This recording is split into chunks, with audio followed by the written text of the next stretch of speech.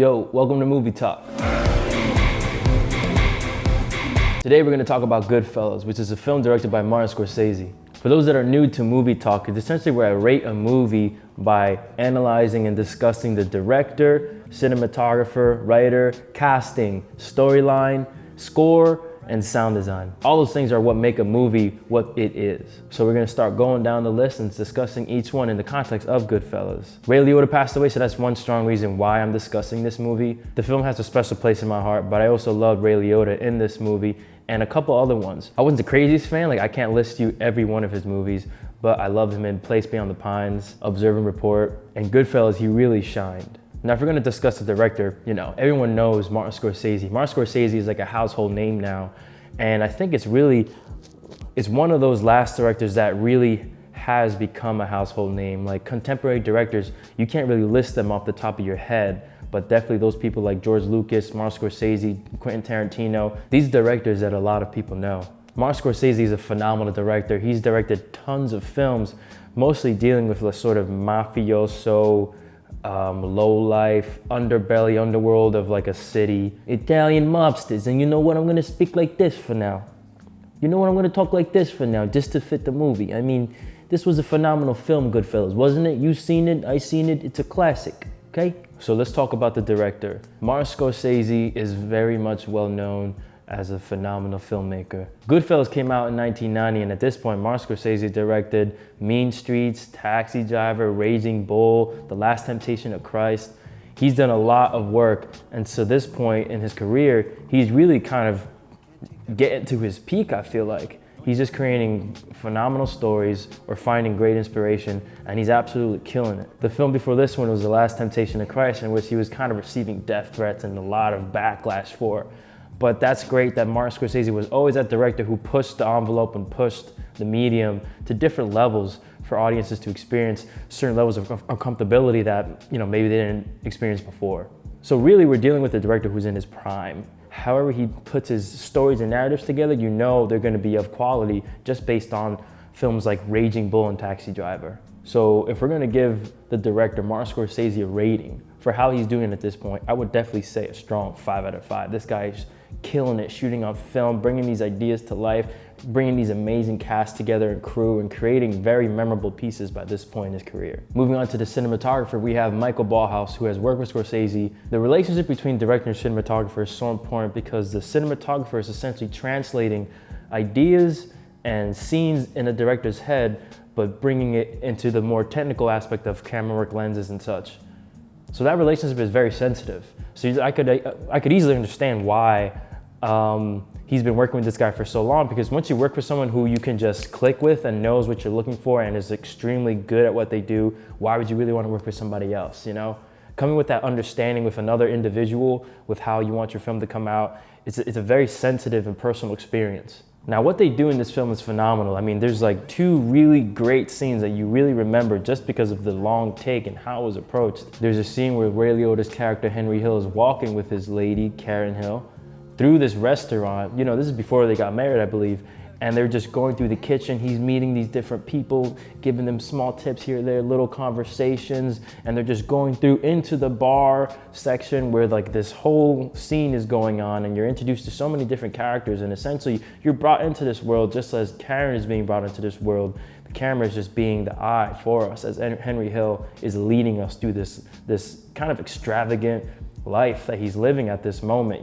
He's kind of on top. There's so many great scenes in this movie, you can't really pinpoint any. I love how in intense moments the camera just pushes into the characters and it's really alive, just like when the movie's alive. I love how the pacing of the editing starts shifting when Henry Hill starts getting into doing drugs and just living kind of more sloppily than he was in the beginning. It's a huge contrast versus how we were introduced to the world with Karen versus how he's doing now, trying to do all these things to make money and continue the lifestyle he's living, even though he's kind of living in slums. I love dark movies, and this film really takes place in a lot of dark scenes.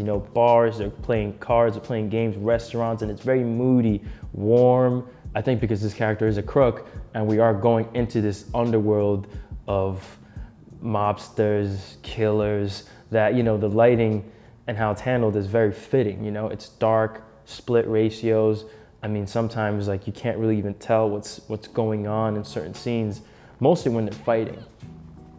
And there's a lot of fighting here, but I love how the violence is also controlled and captured. It's very straightforward. Scorsese is the genius who paired fun, lighthearted oldies and doo-wop songs with violence, and they almost like negate each other. They almost balance each other out. The song is so fun, but you're watching this guy just beat the living, just beat someone up, and it's kind of humorous, although in some moments it gets pretty gruesome. I would have to give the cinematography of this film 5 out of 5. I mean, they translated so many different things here, you know, from the movements of the camera when the character started kind of getting more unhinged and out of control, to the darkness of the certain settings, and especially when certain characters were dealt with. Spoiler alert, like when Joe Pesci's character was shot and he falls and it's this wide shot of just the blood kind of spilling out from his head. And the floor pattern, I mean, it's really, really well thought out shots that just completely captivate you and keep you engaged with the story, especially those long takes. I mean, on film, those things were not easy to do, and the fact that they had to block it out, have people interrupt so that the cameraman could actually catch up to the characters, it's so methodical that there's no way you can't appreciate that, you know? Not a lot of movies kind of test the boundaries like that, you know? At least at this time, there's not a lot of movies that are like, you know, jumping at the idea of making a long take. Scorsese really wanted to test the medium, and he did it with this film. He really did. So the screenplay is written by Scorsese alongside the writer of the novel, which the film is actually inspired by. Wise Guy by Nicholas Pileggi, something like that, right? I don't want to mess that name up. Confirmed. So the story isn't too complicated. It's really just the characters that are involved in Henry Hill's life that really make the narrative engaging and entertaining and interesting. We essentially are following Henry Hill as he climbs up in this mobster lifestyle and falls into becoming a FBI informant. Look, I wouldn't rat my friends out, but if, you know, it would save my life, maybe, you know. I mean, the narrative is so fun because we get to watch Henry Hill grow up as a kid and kind of be influenced by the behaviors of this mobster lifestyle. You know how these mobsters used to just get things done, get kind of what they want. They looked cool, they dressed cool, they were cool. At least to a kid's eyes, you know, that has nothing much to do. He doesn't have a Game Boy Color to play, you know, he has guns. He has stolen merch, stolen materials. But anyway, he gets into that lifestyle more and more and tries to prove himself to certain people and ends up just getting deeper into the family ties. We're introduced to characters like James Conway, played by Robert De Niro, and Tommy, played by Joe Pesci. These are the two characters that kind of are mainly involved with Henry Hill as they kind of form this group together, and I don't know, they just rock with each other. They're the crew, they're tight, 2 peas in a pod, or rather 3. So moving on to casting, I think this film is so well casted. I mean, you have a lot of legends in this movie.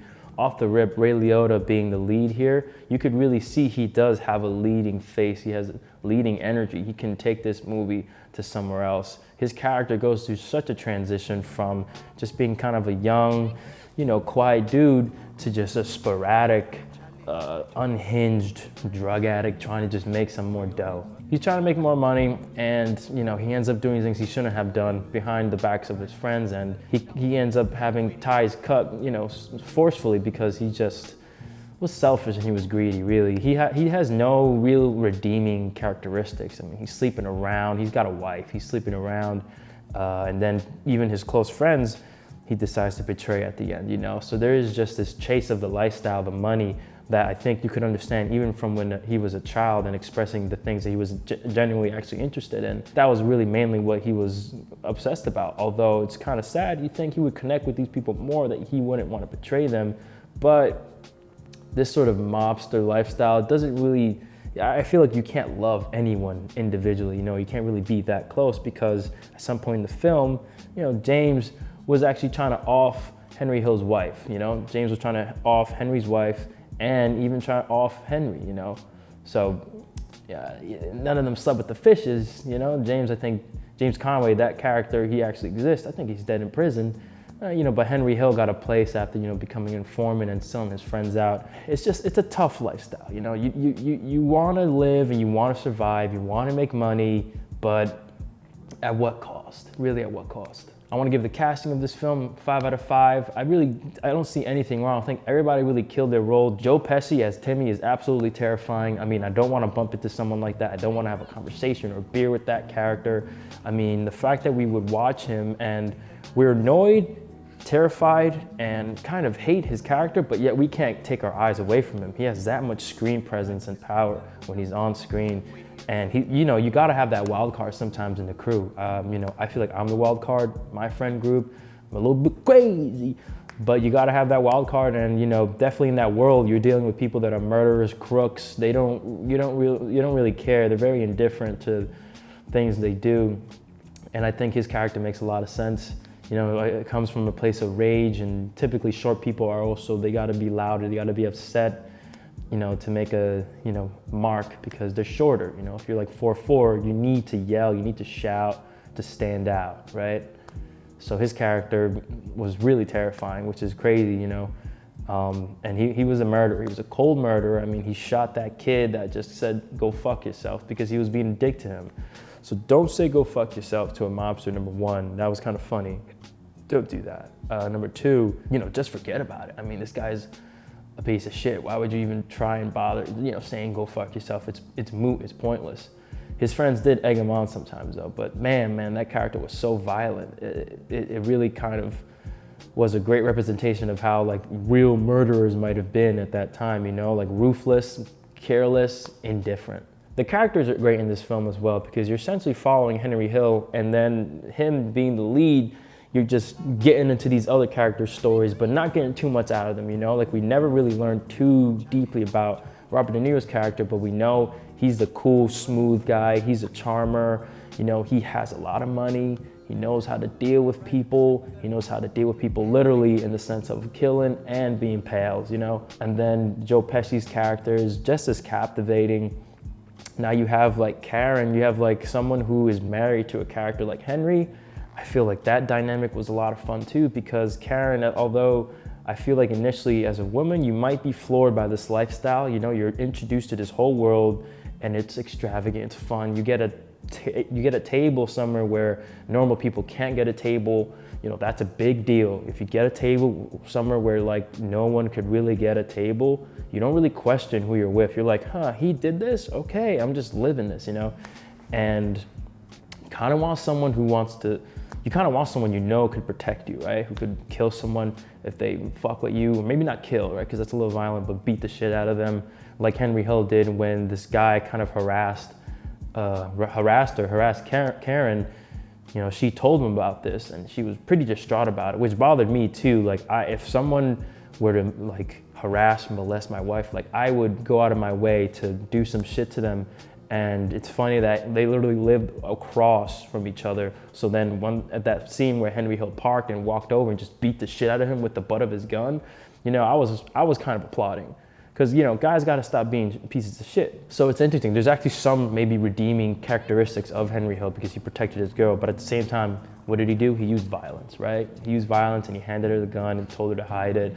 So this guy is someone that, you know, leans towards a more physical way of dealing with issues. Even small characters like Billy Batz, you know, this actor that played him was so fun. He did it so well. You really kind of were on his side at first, but then it's like, whoa, you took it too far. And I love movies because, you know, these characters haven't met each other in a while. So when they finally meet, you know, there's like this catching up, and we know Joe Pesci's character, you know, we know Tommy as a violent kind of like, I mean, dude, I don't know. He's just crazy. You know, he could snap in a second. If you say the wrong thing, he can snap. Basically, you don't know what to expect with this character. So when Billy Batz is talking to Tommy in a certain type of way, and he's going like, why don't you get your fucking shine box?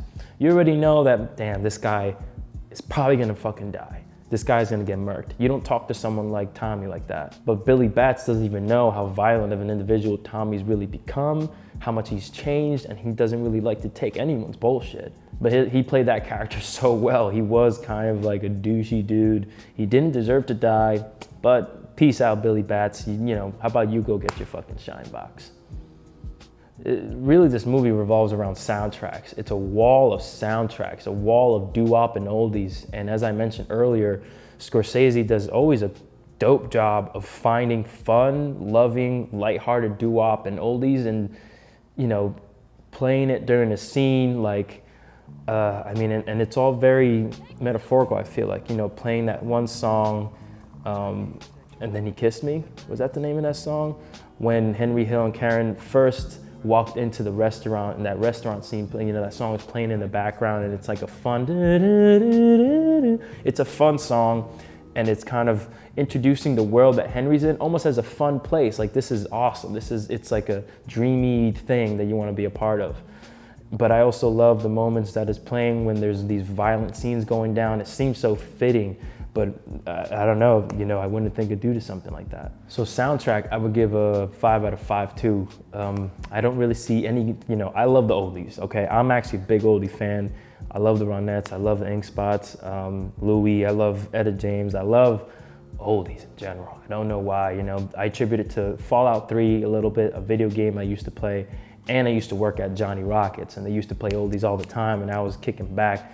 I didn't dance. You're supposed to dance in that restaurant. I was lucky I didn't dance. But anyway, the soundtrack to me is fun, it's great, and it fits the movie and the tone so well. There's even songs that, you know, if you really look into it, really fit the scene very well in terms of even the title of the song to the lyricism, fitting what's going on in the scene.